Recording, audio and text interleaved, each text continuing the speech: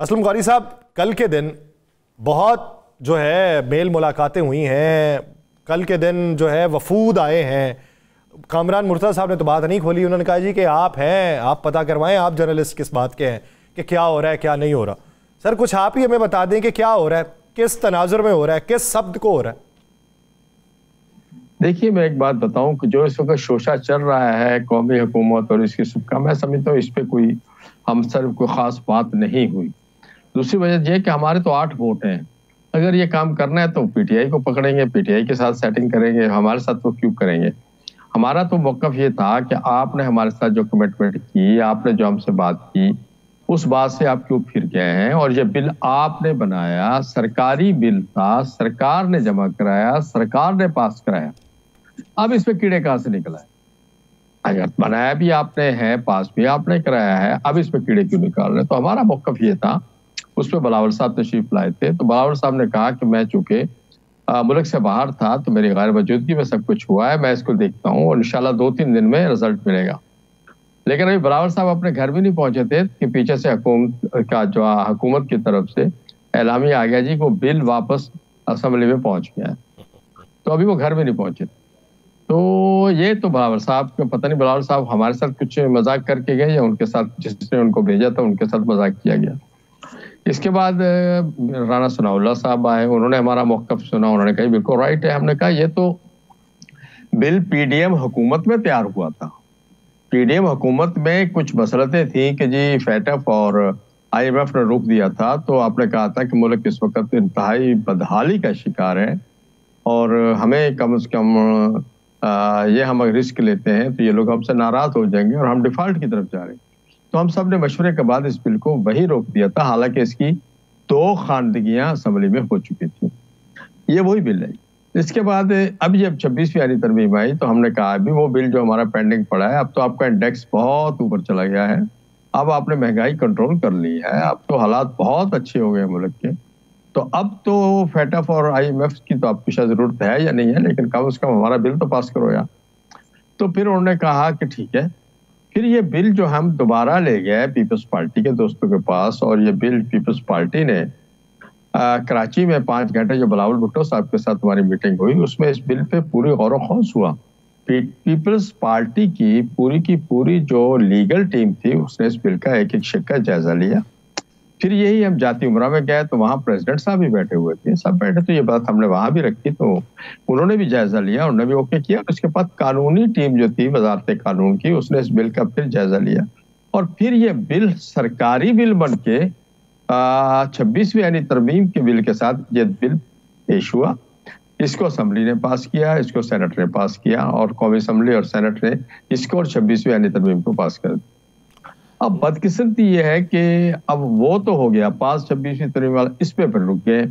अब क्यों रुक गए हैं, हम इनसे बार बार कह रहे हैं भाई हमें बताओ, बस ये हो गया वो हो गया, गलती हो गई। पहले गलती ये हुई कि किसी क्लास में 20 या 21 का फर्क था, टाइपिंग मिस्टेक थी, वो पहले वापस आ गया।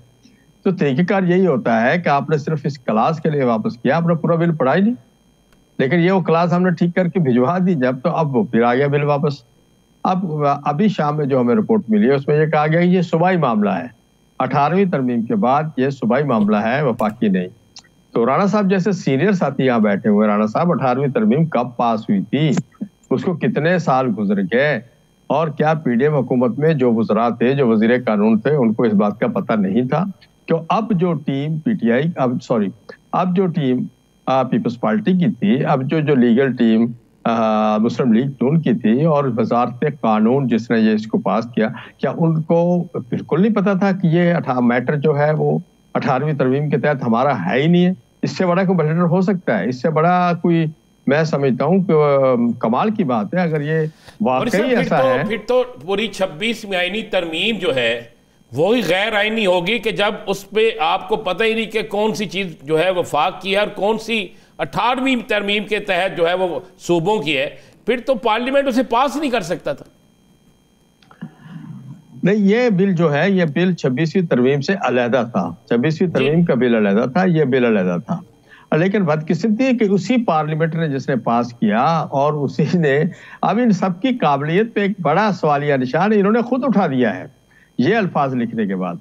अब उसके बाद प्राइम मिनिस्टर साहब कल राणा सनाउल्लाह साहब आए थे, फिर उन्होंने आज प्राइम मिनिस्टर साहब से फोन पे बात कराई, तो प्राइम मिनिस्टर साहब ने कहा बस वो छोड़ दें, आप बेफिक्र रहें, मैं इसको 2-3 दिन में कर देता हूँ और हो जाएगा, आप बेफिक्र हो जाए, आप इसको जरा कूल करें, मामले कूल करें। मौलाना कहा ठीक है, मैं अभी तक तो आप पर इतना एतबार करते रहे, हम लोग आपके साथ चलते रहे और आज आपने ये हमारे साथ किया है तो मुनासिब नहीं है, और कितने मराहल से ये बिल गुजरा है और आपने ही इसको बार बार चेक किया और आप ही ने पेश किया है। तो अच्छा, आपने वजीर आजम का तज़किरा किया, हाफिज हमदुल्ला साहब एक क्लेम कर रहे हैं, वो कहते हैं PDM दौर में पार्लियामेंट के अंदर ये मदारस बिल जो था इसकी मंजूरी ली जा रही थी, अचानक रोक दिया गया। कल हम इंशाल्लाह इस पे बैठेंगे, पेशावर में मौलाना साहब भी तशरीफ ले गए हैं, मैं भी कल पहुंच जाऊंगा और हैदरी साहब भी कल जा रहे हैं, हम सभी क्या वहाँ बैठेगी और सारी चीज़ों पे गौर खोज करके परसों इंशाल्लाह जो हमारा आवामी असम्बली मिलियन मार्च हो रहा है उसमें हम इंशाल्लाह अपना आइंदा ऐलान करेंगे। अच्छा, आपको शहबाज शरीफ साहब ने 3 दिन मांगे हैं,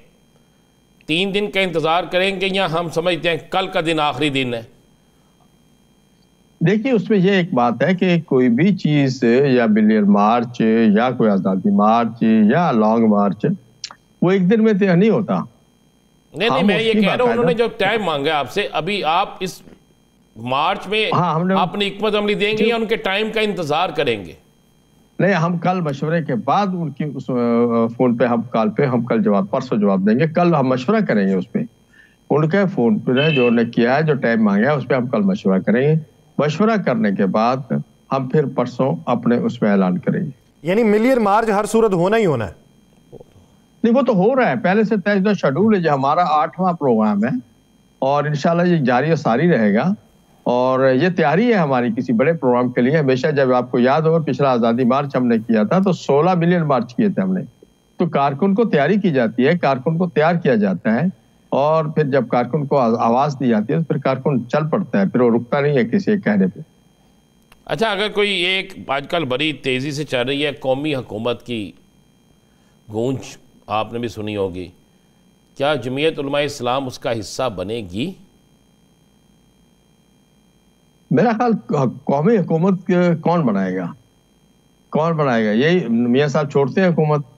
पीपल्स पार्टी अगर बनेगी तो क्या मियाँ साहब उसको साथ तावन करेंगे? अगर मियाँ साहब तावन नहीं करेंगे तो क्या पीपल्स पार्टी हुकूमत बना सकेगी? मैं समझता हूँ ये शोशा है मुख्तलिफ चीज़ों से तवज्जो हटाने का, और आपको पता है असल चीज़ें क्या आजकल चल रही हैं और जो चीज़ें आजकल हैं उनसे तवज्जो हमेशा हटाने के लिए कुछ शोशे छोड़े जाते हैं ताकि लोगों की तवज्जो उधर शोशों की तरफ हो जाती है और वो असल मामला जो होते हैं उनको वो संभालते हैं और फिर उसके बाद इस शोशों में से हवा निकाल देते हैं। मैं फिलहाल नहीं समझ रहा कि कौमी हुकूमत और इस किस्म की कोई चीज़ मुझे नज़र नहीं आ रही, कहीं दूर दूर तक नज़र नहीं आ रही, ये ऐसे तज्जिए चल रहे हैं जी।